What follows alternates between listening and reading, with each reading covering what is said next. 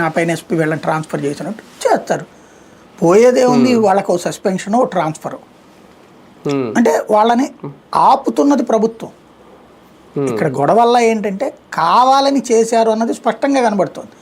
జగన్ ఎక్కడికి పోయినా సరే సెక్యూరిటీ ఇవ్వరు.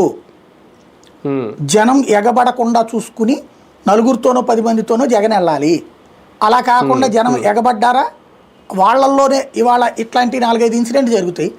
రేపు పొద్దున ఆ తర్వాత ఎవడో ఏదో చేస్తాడు. ఇప్పుడు ఇది ఆ ఫ్యాక్షన్ ఏరియాల నుండి వచ్చినటువంటి కుటుంబాలు ఇవి. కక్ష సాధింపులు బోల్డ్ అంత ఉన్నాయి. వాళ్ళని థ్రెట్ ఉంటుంది గబక్క అందులో జనంలో కలిసిపోయి ఒకడు వేసేస్తే ఎవడేం చేస్తాడు?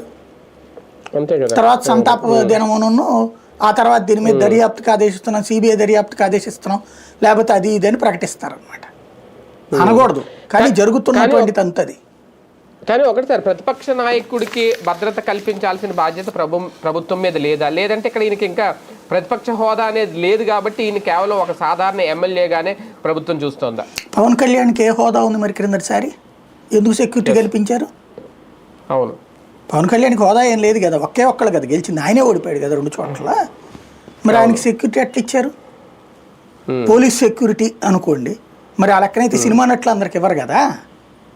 ఆయన రాజకీయ పార్టీ నాయకుడనే కదా ఇచ్చింది, ఓ పార్టీకి వ్యవస్థాపకుడనే కదా ఇచ్చింది.